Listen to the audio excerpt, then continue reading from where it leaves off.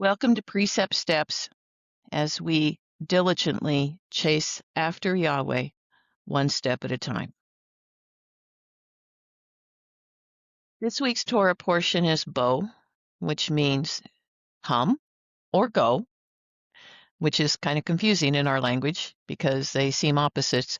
But if you look at the context when the word bo is being used, it becomes clear which is being talked about.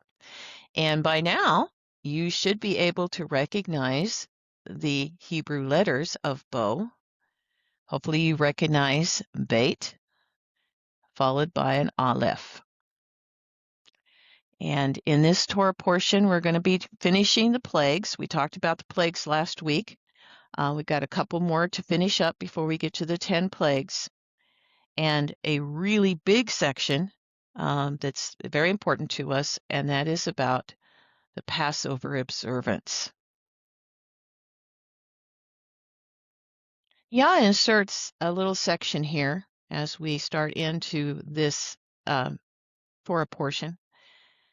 And, I think he knows we might be wondering. We might be having a question at this point. Why is Yahweh sending all these plagues? I mean, we know that he wants to set the children of Israel free, wants to free them from their slavery so they can go to the promised land. We know that. But why so many plagues? I mean, God could have just wiped them out, kind of like he did Sodom and Gomorrah and send fire and brimstone, from the heavens and just wipe them out. Why the plagues? Why did this go on? And we don't, there's a lot of commentary out there about how long the plagues lasted. And it could be anywhere from a couple of weeks to a few months. Some people even say years. But we don't really know for absolute sure exactly how long the plagues lasted, but they went on for a while. And it's like, what is God doing? And so he decides to tell us. He said, why am I doing this? So that you can tell your son and your grandson about what I did to Egypt and about my signs that I demonstrated among them. And were they supposed to tell their son and their grandson just because it was a fun story? No. Yahweh says, I did these things so you can tell the story so that you, and it seems he'd be indicating you and all the people you're telling the story to, so that you will all know that I am Adonai. I am Yahweh. This is one of the reasons that he sent the plagues he did. In a few slides, we're going to find out another reason, but this is a very important reason, and it ties into the Passover. The 8th plague, then, was the plague of locusts.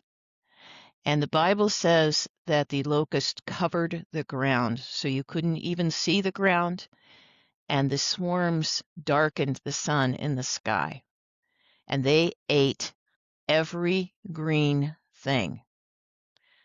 Egypt was ruined by the plague of locusts.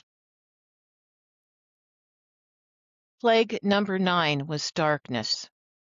So now, through the plagues, the water's been contaminated. Remember the blood in the river and all the wells and the containers? Various animals and insects and things have come, and the crops all ruined. Trees don't have any leaves. Everything is barren. And then there was the plague of the livestock. And the vast majority of the livestock is dead. The animals are dead. Right? The animals that remained got boils, and so did the people.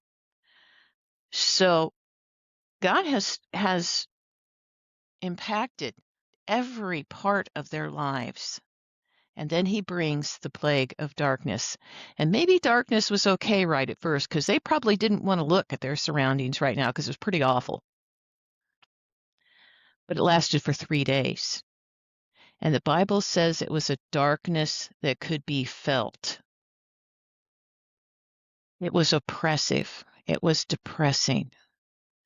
This darkness was heavy.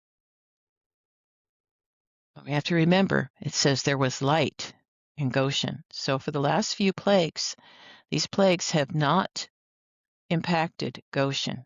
There was light in Goshen, where the Israeli people lived, where the Hebrews lived. And then we come to plague 10, the most awful plague that was sent upon the Egyptian people, the death of the firstborn. Now, before we start feeling too sorry for the people of Egypt, we have to remember that when Moses was a baby, the Egyptian people were killing the Hebrew children. Many, many, many Hebrew children died. So this is a judgment that actually is pretty fair. Yahweh's also doing another thing. He is purchasing the firstborn of Israel for himself. And we'll learn that in subsequent Torah portions. So God is going to send the destroyer.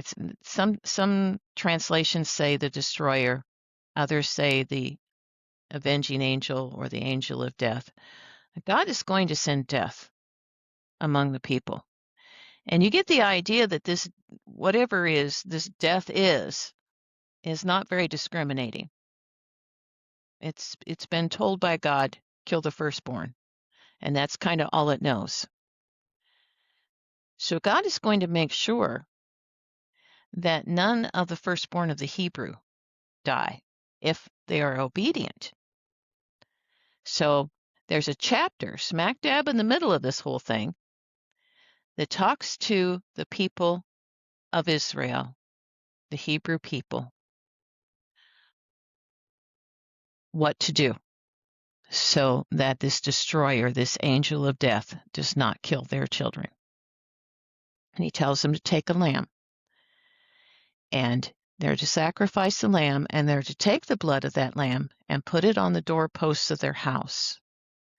And then they're supposed to roast the lamb, take it inside, and eat it with some special dishes like herbs.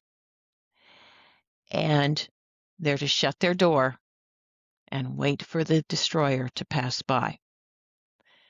This is Pesach. This is Passover. And you see the Hebrew letters there for Pesach. Those are letters we haven't studied yet, so that's okay if you don't know them. We're going to spend a lot of time talking about Passover around the first part of April, end of March, first part of April. So I'm not going to spend a lot of time of it here, but this is where the first Passover happened, when God said when Passover was going to be and how you're going to do it. And the purpose, the primary purpose of this first Passover was to protect the children of the Hebrew people, so the destroyer would pass over their house. And pass, the word for pass is Pesach. So it says the destroyer, around midnight, the destroyer came. And every Hebrew who had done what God said and took themselves, put the blood on the doorpost and took them, their families, inside their houses and shut the door, there was no dead among them. But it says every single house in Egypt had someone dead. And it wasn't just the people. The firstborn of any animals that was left were also dead. This finally broke Pharaoh's resolve. And he called Moses and Aaron and said, get out, leave. Take everybody, take your flocks, take your stuff, and get out.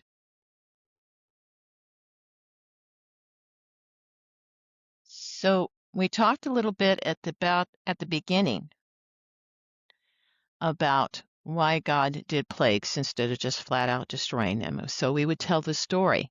And that's a big part of Passover, by the way. one of the things that we're commanded at Passover is to tell the story.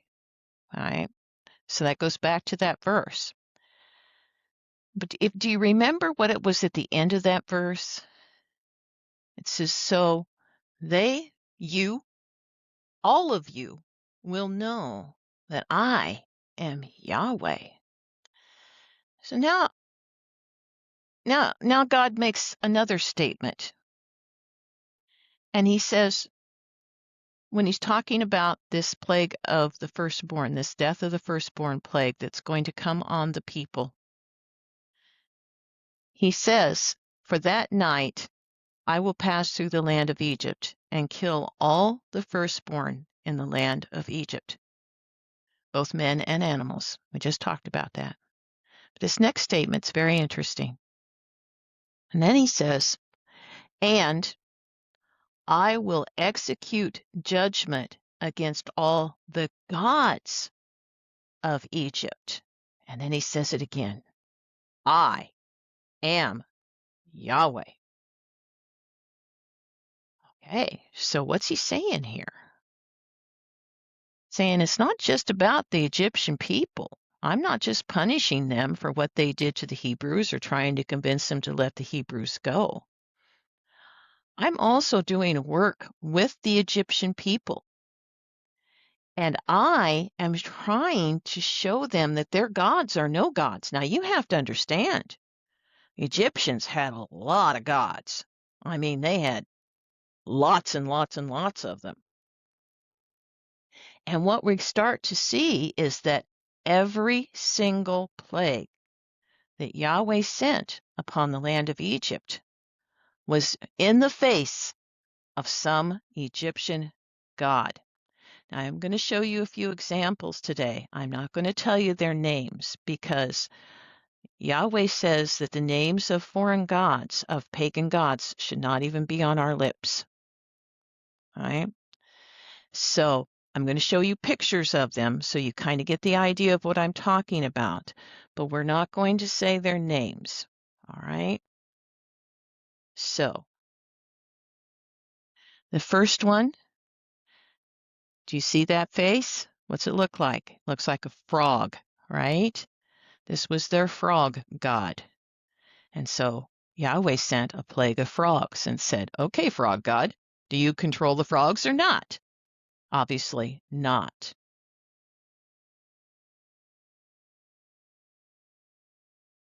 What about this one? Cattle were sacred. Cattle were worshipped as gods in Egypt. What about the plague where all the livestock, where all the cattle died? Was the cow god able to stand up against Yahweh? I don't think so. You see what God's doing here? You see what Yahweh is doing here? He's telling the Egyptian people, your gods are nothing. There is no one like me. In Kamoka Adonai, there is none like you. One more. The sun, the biggest god, the most powerful god in all of Egypt, in their estimation, was the god of the sun. What was the plague? Number 9, darkness, right in the face of their most powerful god. Yahweh said, you got nothing.